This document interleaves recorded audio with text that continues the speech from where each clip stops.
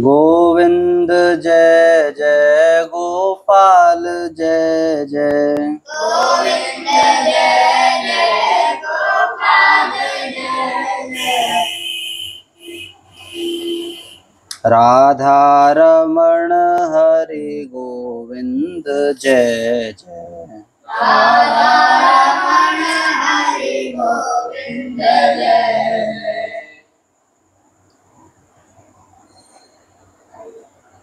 राधा रमण हरि गोविंद जय जय। राधा रमण हरि गोविंद जय जय।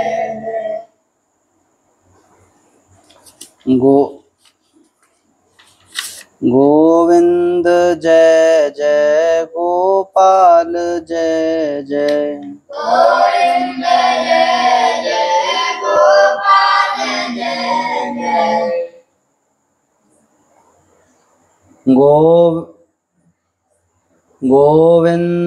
जय जय गोपाल जय जय। गोविंद जय जय गोपाल जय जय।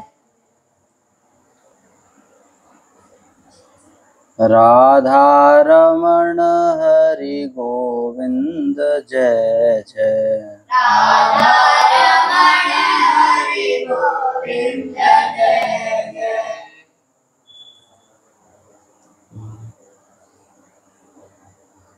नारायण नारायण नारायण नारायण।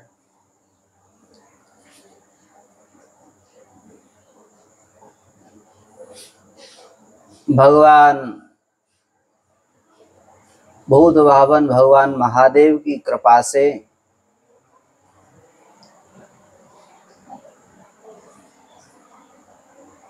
पवित्र श्रावण मास में भगवान शिव की महिमा के रूप में हम सभी को कुछ कहने का और श्रवण करने का सौभाग्य प्राप्त हो रहा है। वही कान धन्य हैं जो भगवान की मंगलमयी कथा का श्रवण करते हैं। वही जिह्वा धन्य हैं जिस जिह्वा के द्वारा भगवान के गुणगणों को गाया जाता है।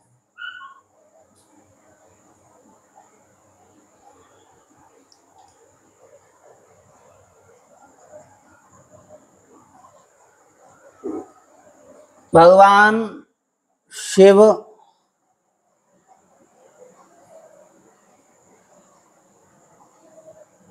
दो स्वरूपों से भक्तों के अभीष्ट को सिद्ध करते हैं, दर्शन देते हैं। भगवान शिव एक रूप में लिंग के रूप में दर्शन देते हैं और दूसरे स्वरूप से भगवान शंकर शिव विग्रह के रूप में दर्शन देते हैं। लिंग के रूप में जो दर्शन है वह दर्शन निराकार ब्रह्म का स्वरूप है।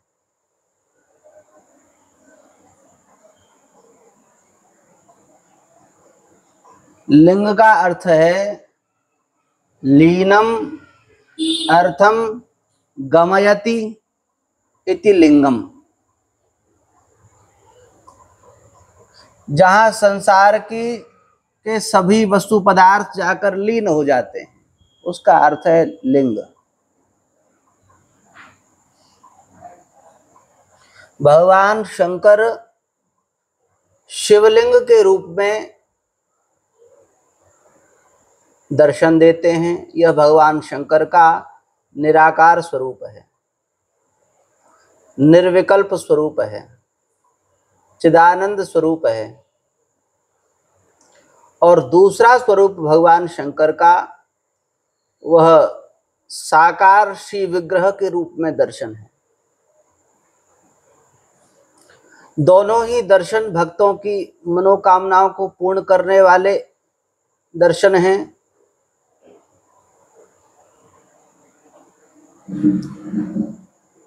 शास्त्र में लिखा हुआ है कि प्रत्येक व्यक्ति को भगवान शिव की आराधना अवश्य ही करनी चाहिए, नित्य करनी चाहिए। और ब्राह्मण क्षत्रिय वैश्यों के लिए तो कहा है कि हरिहरात्मक आराधना करनी चाहिए। हरिहरात्मक आराधना का अर्थ है भगवान रामकृष्ण हरि की आराधना भी करें और शंकर जी की भी करें। भगवान रामकृष्ण हरि भी निराकार रूप में भी विद्यमान हैं, शालिग्राम जी के रूप में, और भगवान शंकर शिवलिंग के रूप में विराजमान है। निराकार और साकार में तत्व की दृष्टि से भेद नहीं है।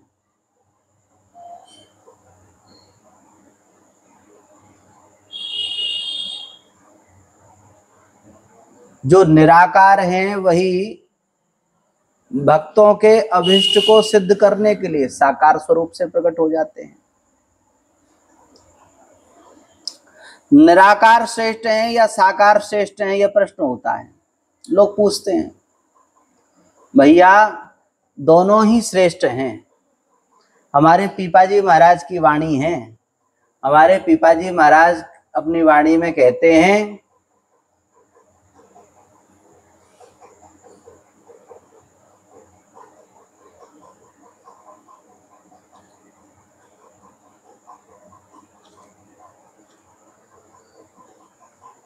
हमारे पीपाजी महाराज अपनी वाणी में कहते हैं, सरगुण मीठो खान सो, निर्गुण कड़वो नीम, जाको जो गुरु परस दे, निर्भय होकर जीम। भगवान का सगुण साकार स्वरूप कैसा है? वह खाण के समान मीठा है। और भगवान का जो निर्गुण निर्विकार निराकार जो स्वरूप है वह कड़वे नीम के समान है। आवश्यकता दोनों की है। नीम की भी आवश्यकता है। जब मधुमेह हो जाएगा, जब शरीर में शर्करा की मात्रा अधिक हो जाएगी तो उस समय शर्करा के लिए निषेध हो जाएगा, कड़वे नीम के लिए कहा जाएगा। भगवान शंकर दोनों ही रूपों से अपने भक्तों के अभिष्ट को सिद्ध करते हैं। भगवान शंकर परम दयालु हैं। इतने दयालु हैं, इतने कृपावान हैं भगवान शंकर।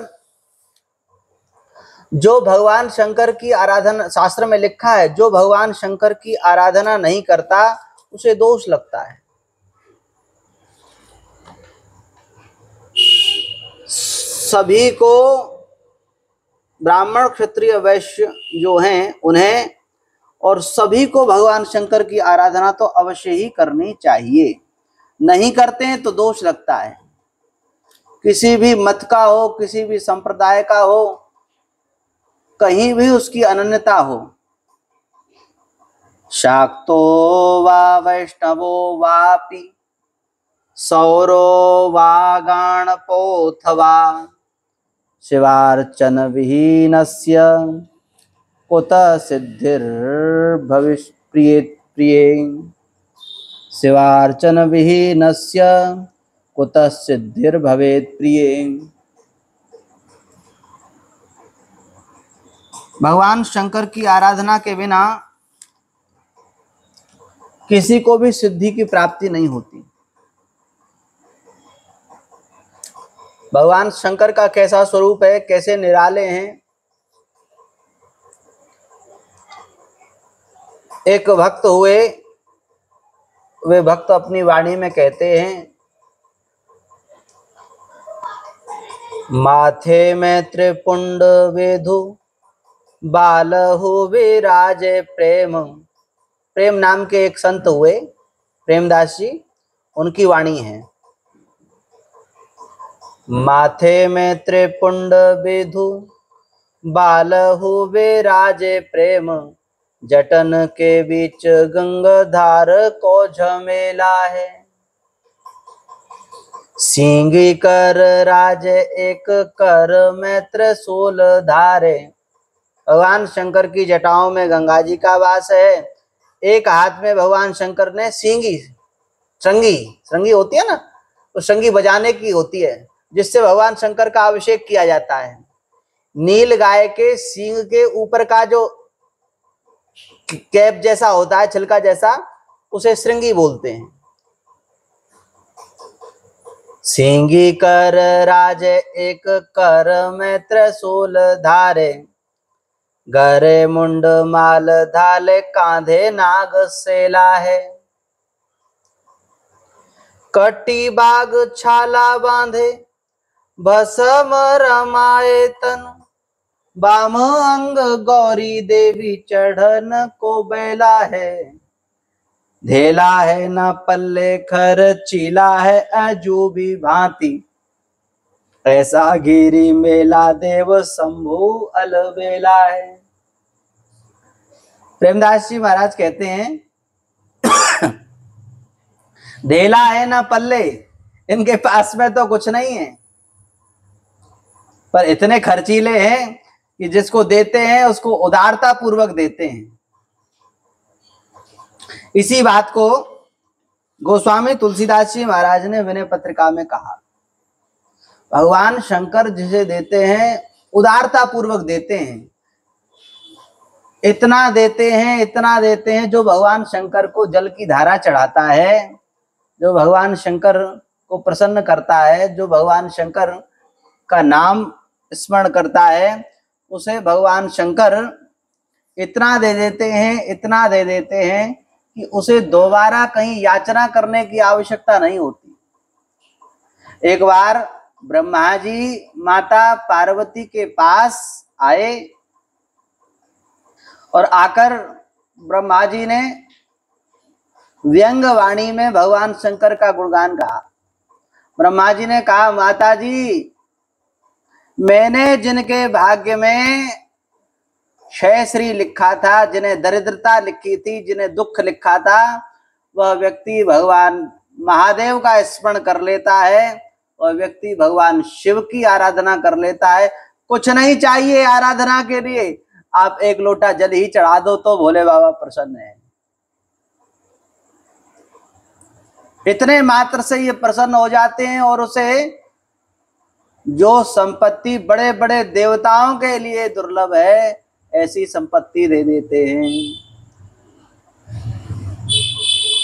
बाबरो रावरो नाह भवानी। ब्रह्मा जी कह रहे हैं, उराना दे रहे हैं, अरे भवानी, हे माता पार्वती, आपके पतिदेव भोले बाबा बाबरे हो गए हैं। बाबरे व्यंग की भाषा है। शास्त्र के 3 प्रकार से अर्थ घटित होते हैं, अविदा, व्यंजना और लक्षणा से। यहां श्री ब्रह्मा जी व्यंजना शैली का प्रयोग कर रहे हैं और कहते हैं, बावरो रावरो नाह भवानी, दानी बड़ो दिन देत दये बिनु, वेद बड़ाई बानी, वेद बड़ाई भानी, वेद बड़ाई भानी, बावरो रावरो नाह भवानी। हे माता पार्वती, आप अपने घर की बर्बादी देख लो। भगवान शंकर सब कुछ लुटा देंगे तो आपके घर में क्या बचेगा? अरे माता देखो, घर के पुरुष वर्ग कुछ भी कर लें, पर माताएं घर को व्यवस्थित करके चलती हैं, थोड़े से थोड़े में भी खर्चा चला लेती हैं। अरे माता, आप तो कम से कम अपने घर की व्यवस्था को देख लो।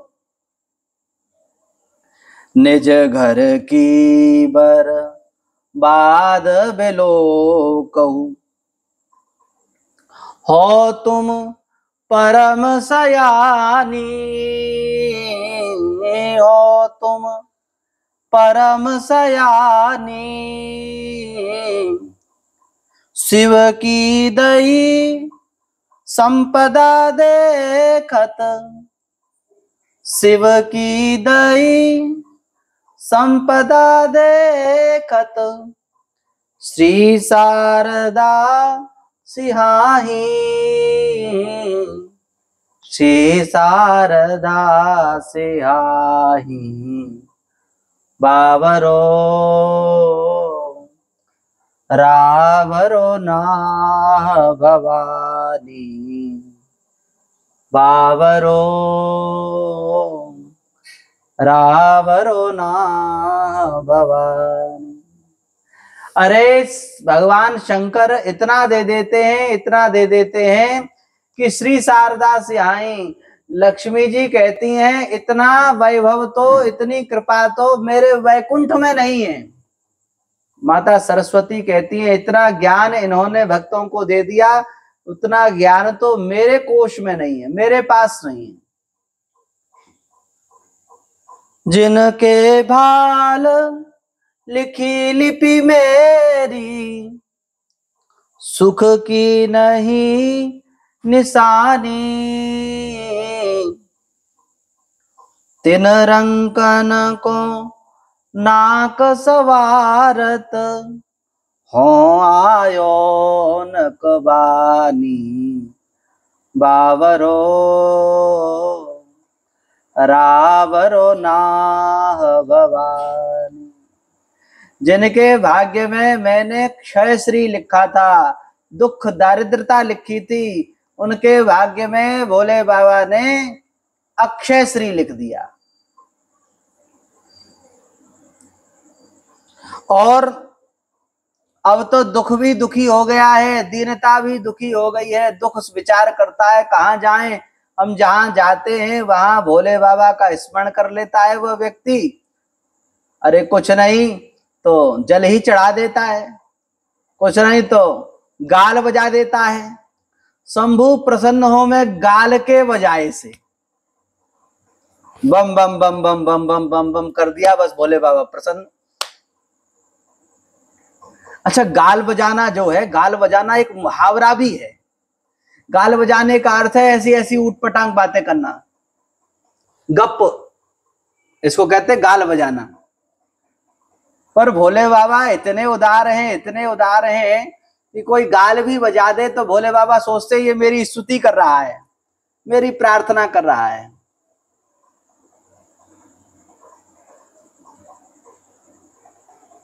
दुख दीनता दुखी इनके दुख, जाचकता अकुलानी।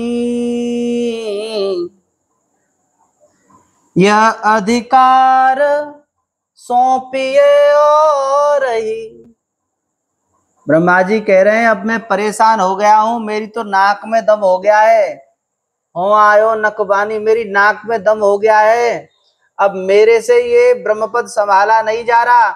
मैं जिनको के भाग्य में क्षयश्री लिखता हूं वो भोले बाबा का स्मरण कर लेता है और भोले बाबा उसे अक्षयश्री दे देते हैं। अब मेरे बस की बात नहीं है माता, ये ब्रह्मा का पद तो आप किसी और को दे दो। मैं तो वृंदावन के महात्माओं के साथ में मधुकरी मांग कर खा लूंगा, भीख मांग कर खा लूंगा, पर मुझे ये ब्रह्मा का पद नहीं चाहिए। यह अधिकार सौंपिए और ही, भीख भली में जानी। भीख भली मैं जानी, भीख भली मैं जानी, बावरो रावरो ना भवानी। प्रेम प्रशंसा विनय व्यंग युत, सुनि विधि की वरवानी,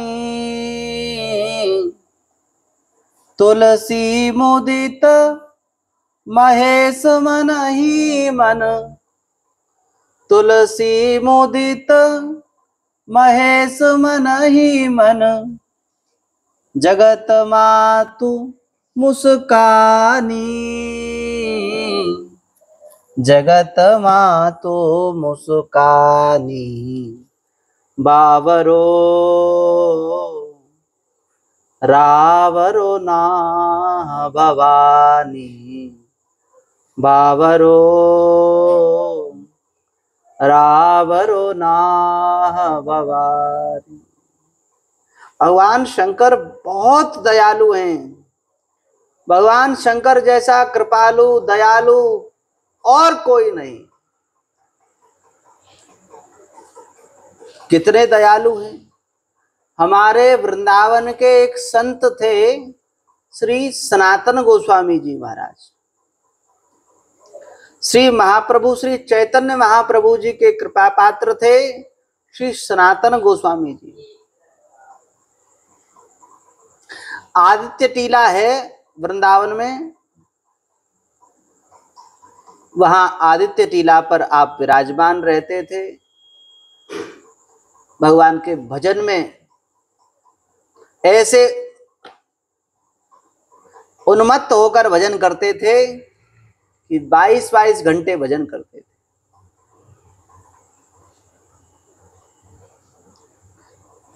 यद्यपि वे भगवान श्री कृष्ण की आराधना करते, किंतु उनका नियम था कि वृंदावन के कोतवाल हैं श्री गोपेश्वर महादेव,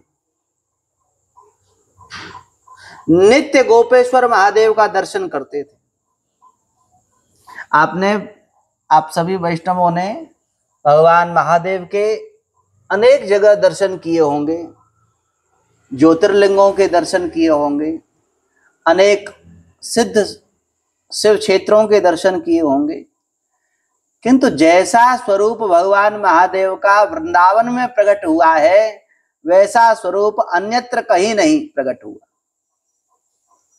वृंदावन में तो भगवान महादेव गोपी स्वरूप में विराजमान है और वृंदावन के कोतवाल हैं गोपेश्वर महादेव। जिसे वृंदावन का वास प्राप्त करना है, जिसे निकुंज में प्रवेश करना है, जिसे रास बिहारी की कृपा प्राप्त करनी है, उसे गोपेश्वर भगवान की आराधना उनका दर्शन अवश्य करना चाहिए।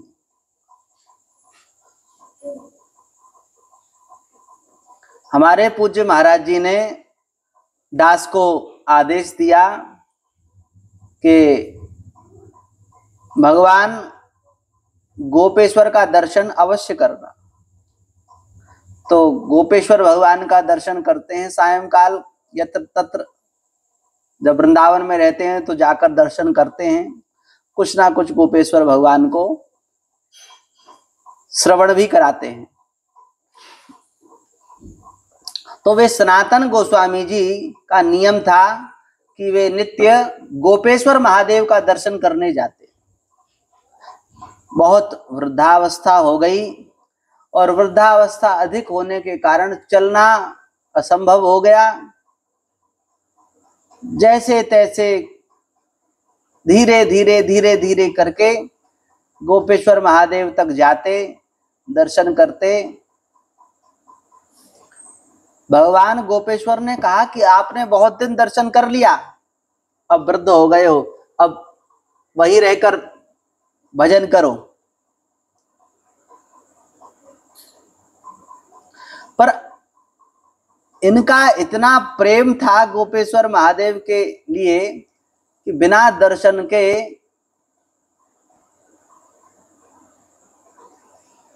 हृदय में दर्शन की उत्कट इच्छा सदैव बनी रहती थी। कब समय हो, कब जाएं दर्शन करने।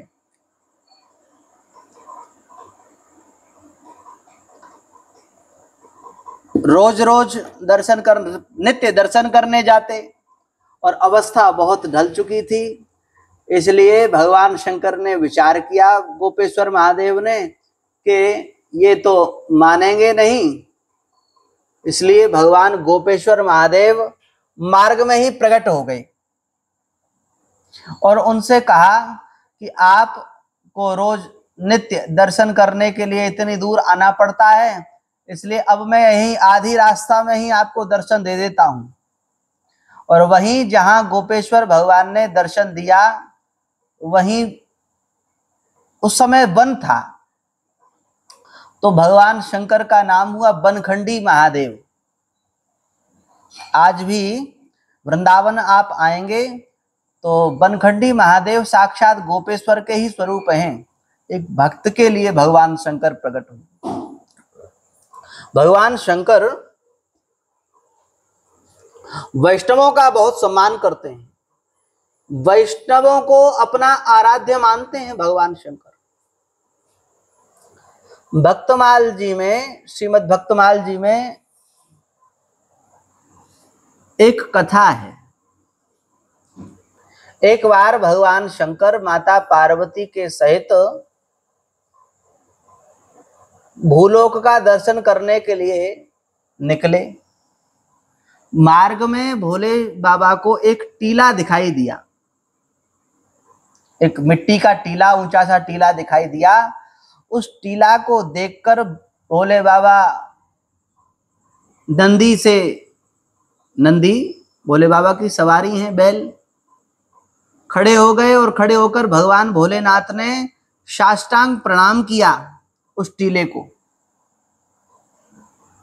माता पार्वती ने पूछा, भोलेनाथ आपने इस टीले को प्रणाम किया, ये कोई टीला कोई सिद्ध स्थल है, यहाँ भगवान की कोई लीला हुई है, आपने यहाँ प्रणाम क्यों किया? भगवान शंकर ने कहा, देवी, भगवान से भी अधिक दयावान, कृपावान, करुणावान भगवान के भक्त हैं।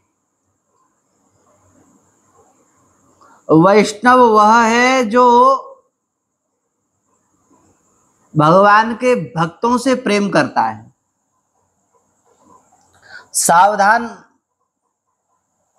सावधानी पूर्वक एक बात श्रवण करें। हम लोग वैष्णव हैं, वैष्णव भगवान का प्रसाद नहीं पाते हैं। आप कहेंगे कि महाराज जी कैसी बात कह रहे हैं कि भगवान का प्रसाद नहीं पाते हैं। हाँ नारायण, जो भगवान का प्रसाद पाते हैं उन्हें दोष लगता है, पाप लगता है। हम लोग भगवान का प्रसाद नहीं पाते, हम लोग भगवान के भक्तों का प्रसाद पाते हैं। पहले रसोई बनाओ, रसोई बनाकर भगवान को निवेदित करो। रसोई बनाते समय वह क्या है? वह अमनिया है। और जब भगवान को निवेदित कर दिया तब क्या हो गया? वह प्रसाद। और अब उस प्रसाद को सबसे पहले ग्रहण करने का अधिकार है भगवान के प्रसादनिष्ठ भक्तों का। हनुमान जी, विश्वक्सेन, भगवान शंकर इत्यादि भक्तों को उस प्रसाद को, चरणामृत को निवेदित करो। भगवंत भुक्त अवशिष्ट के भक्त इते परमान। सीधे सीधे भगवान का प्रसाद ग्रहण करने योग्य नहीं है। भगवान का चरणामृत सीधे सीधे ग्रहण करने योग्य नहीं है। पहले उस चरणामृत को, पहले उस प्रसाद को भगवान के भक्तों को निवेदन करें। जो प्रसादनिष्ठ भक्त हैं, जो चरणामृत निष्ठ भक्त हैं, वे भक्त जब उस चरणामृत को और प्रसाद को स्वीकार कर लेते हैं तो वह प्रसाद नहीं रहता, तो वह महाप्रसाद हो जाता है।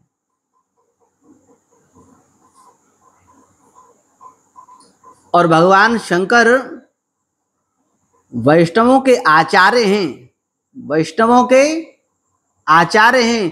भगवान शंकर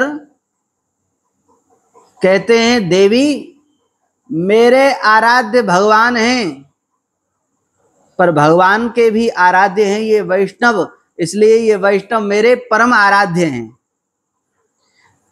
माता पार्वती ने कहा जिस स्थान पर आपने प्रणाम किया यह कोई सिद्ध स्थल है, भगवान की किसी लीला का स्थल है?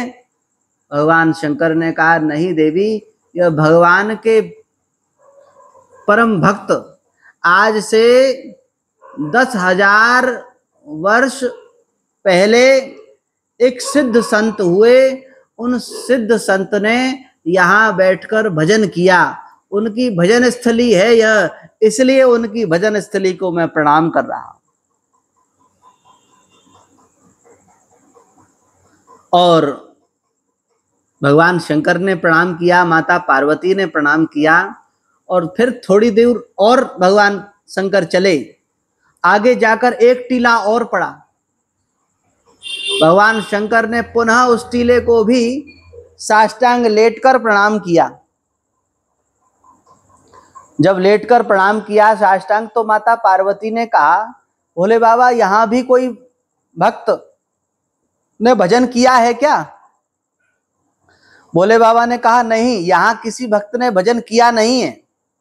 आज से 10,000 वर्ष बाद में यहाँ एक भक्त प्रकट होंगे और वे भक्त यहाँ रहकर भगवान का भजन करेंगे।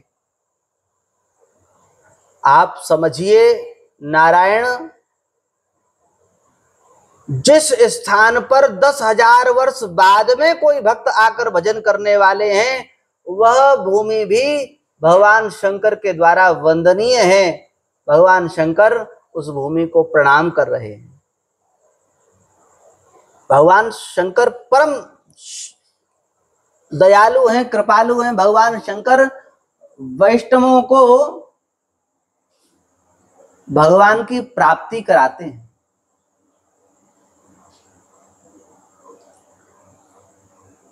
स्कंद पुराण में एक कथा है। स्कंद पुराण में उज्जैन क्षेत्र के एक राजा थे, उनका नाम था राजा चंद्रसेन। वे चंद्रसेन भगवान महाकाल की विशेष आराधना करते, पूजन करते, और जिस समय वे आराधना करते उस समय उनकी आराधना में कोई विक्षेप नहीं कर सकता। और इस बात का पता जब उनके दूसरे राजाओं को चला तो दूसरे राजाओं ने उनके राज्य पर आक्रमण कर दिया।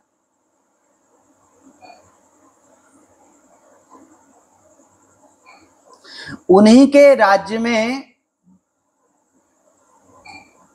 एक विधवा स्त्री थी, उनके एक बालक था, उस बालक का नाम था श्रीकर। वह गोप बालक था।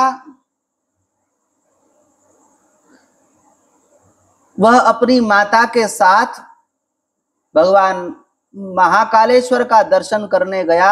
वहां उसने देखा कि इस नगरी के राजा चंद्रसेन भगवान शंकर की आराधना कर रहे हैं, जल चढ़ाते हैं, दूध चढ़ाते हैं, दही चढ़ाते हैं, नाना प्रकार के व्यंजनों से वह आराधना कर रहे हैं।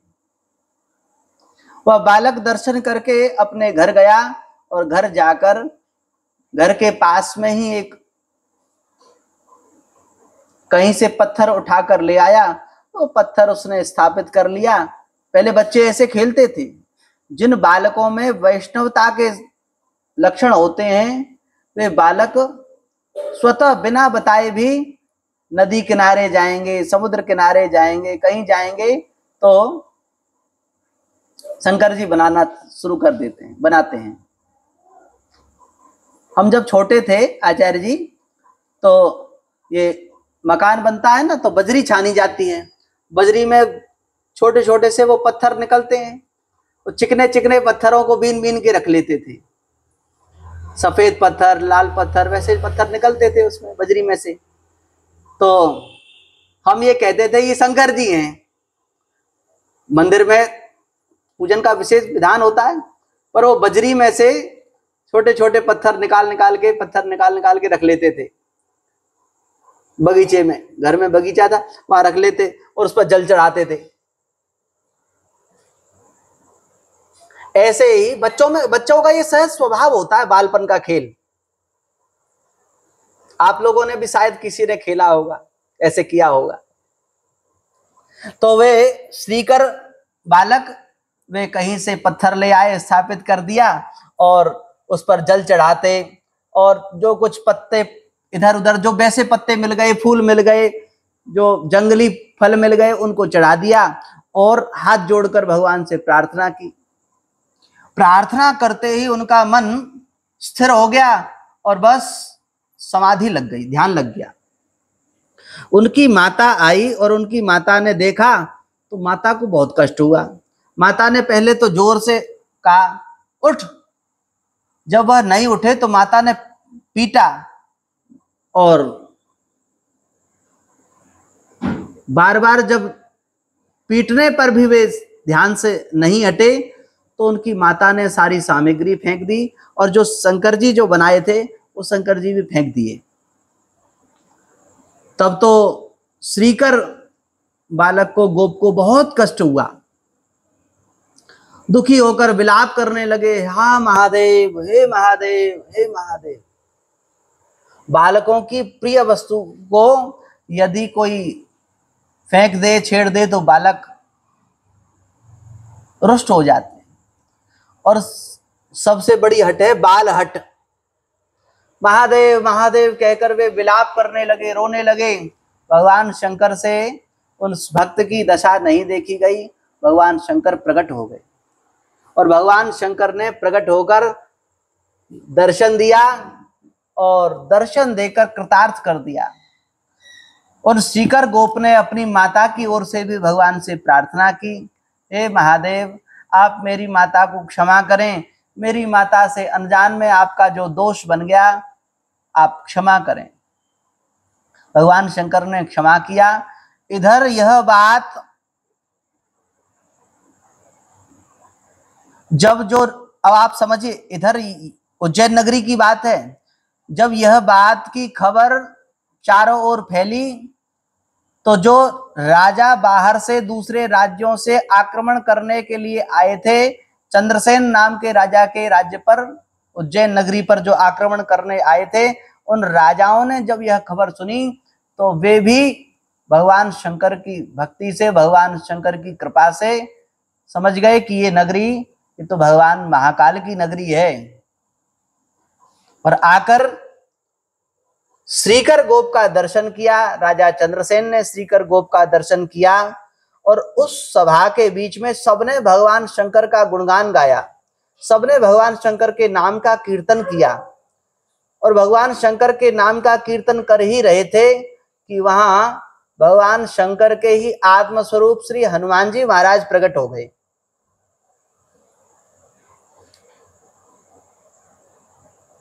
रुद्रदेह तजनेह वस,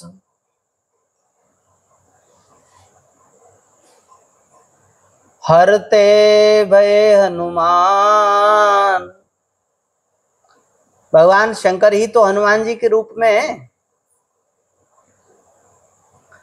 हनुमान जी महाराज प्रकट हो गए और हनुमान जी महाराज ने प्रकट होकर सबको शिव चरित्र श्रवण कराया। हनुमान जी ने कहा यह परम शिव भक्त है और भगवान भूत भावन भगवान शंकर की कृपा से इस श्रीकर गोप के ऊपर भगवान शंकर बहुत प्रसन्न हैं।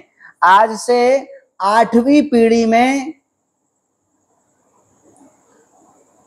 ब्रजभूमि में, इसकी 8वीं पीढ़ी में नंद गोप होंगे और उन नंद गोप के यहाँ भगवान साक्षात श्री कृष्ण रूप में अवतार लेंगे, प्रकट होंगे। ऐसा वरदान श्री हनुमान जी महाराज ने वहां श्रीकर गोप को दिया। स्कंद पुराण की कथा है यह। एक विचार और करें कि यहां स्कंद पुराण का प्रमाण है कि नंद बाबा के घर भी श्री कृष्ण भगवान ने अवतार ग्रहण किया है। वसुदेव जी लेकर आए वह बात कथा तो है ही, परंतु नंद बाबा के यहाँ भी एक बालक और एक बालिका हुई। नंद बाबा का बालक वसुदेव जी के बालक में विलीन हो गया, दोनों बालक मिलकर एक हो गए। उपासना का अर्थ है उपसमीपे, आसनम। उपासना का अर्थ है भगवान के सन्मुख होना। जो व्यक्ति जीवन में मंदिर में नहीं गया कभी, वह भी उपासना कर रहा है, हो सकता है। जरूरी नहीं है कि आप मंदिर में जाएं ही। उपासना का अर्थ है भगवान के सामीप्य का अनुभव करना, यह विचार करना कि जगत में हमारा जिनसे व्यवहार हो रहा है वे सब भगवान शिव के ही स्वरूप हैं।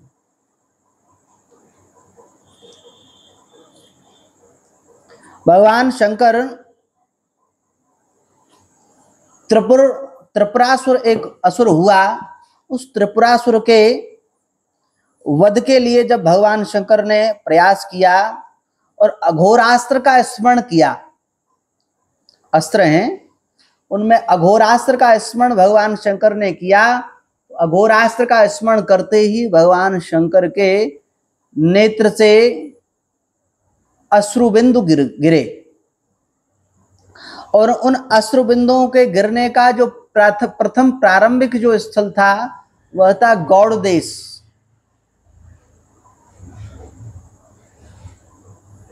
गौड़ देश में भगवान शंकर के द्वारा वह अश्रुबिंदु गिरे और उससे रुद्राक्ष वृक्ष की उत्पत्ति हुई। रुद्राक्ष चारों आश्रमों को धारण करने का अधिकार है। हाँ, रुद्राक्ष के लिए पवित्रता है।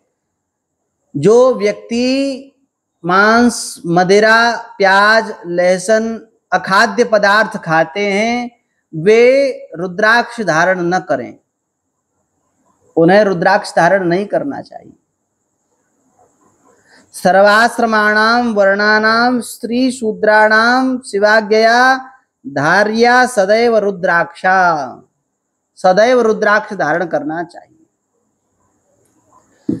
कुछ वैष्णव यह जिज्ञासा भी करते हैं कि महाराज जी हम तुलसी धारण करते हैं, तो क्या तुलसी के साथ में रुद्राक्ष धारण कर सकते हैं?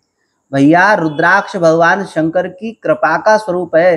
रुद्राक्ष भगवान शंकर के नेत्र के प्रेमाश्रु से उत्पन्न हुआ है।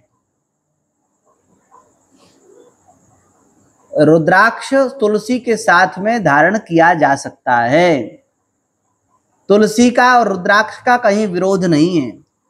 हमारे पूज्य गुरुदेव भगवान, पूज्य दादा गुरुदेव भगवान, पूज्यपाद श्री धर्म सम्राट करपात्री जी महाराज इत्यादि महापुरुष, वे सभी रुद्राक्ष भी धारण करते थे और तुलसी भी धारण करते थे। हाँ, तुलसी तो गुरुदेव के द्वारा प्रदत्त पहन ली जाती है, किंतु रुद्राक्ष का प्रयोग बिना मंत्र के नहीं पहना जाता। ऐसा नहीं है कि बाजार से आप रुद्राक्ष की माला ले आएं, रुद्राक्ष ले आएं और पहन लें। शिव तंत्र साध ग्रंथ में लिखा है, बिना मंत्रेण यो धत्ते रुद्राक्षम भुवि मानवः सयाति नरकम घोरम यावदिंद्रास चतुर्दश। बिना मंत्र के रुद्राक्ष धारण नहीं करना चाहिए। जैसे बिना डॉक्टर की सलाह के कोई दवा नहीं खानी चाहिए, बिना डॉक्टर की सलाह के दवा खाएंगे तो दवा से नुकसान होने की संभावना है। ऐसे ही रुद्राक्ष बाजार से खरीद कर नहीं पहनना चाहिए। बाजार से लाओ तो पहले गुरुदेव के समक्ष प्रस्तुत करो, गंगा जल से अभिषेक करो रुद्राक्ष का, पवित्र होने के बाद में फिर मंत्र पूर्वक उस रुद्राक्ष को धारण करना चाहिए। रुद्राक्ष 4 प्रकार के होते हैं, श्वेत रुद्राक्ष, रक्त रुद्राक्ष, पीत रुद्राक्ष और कृष्ण रुद्राक्ष।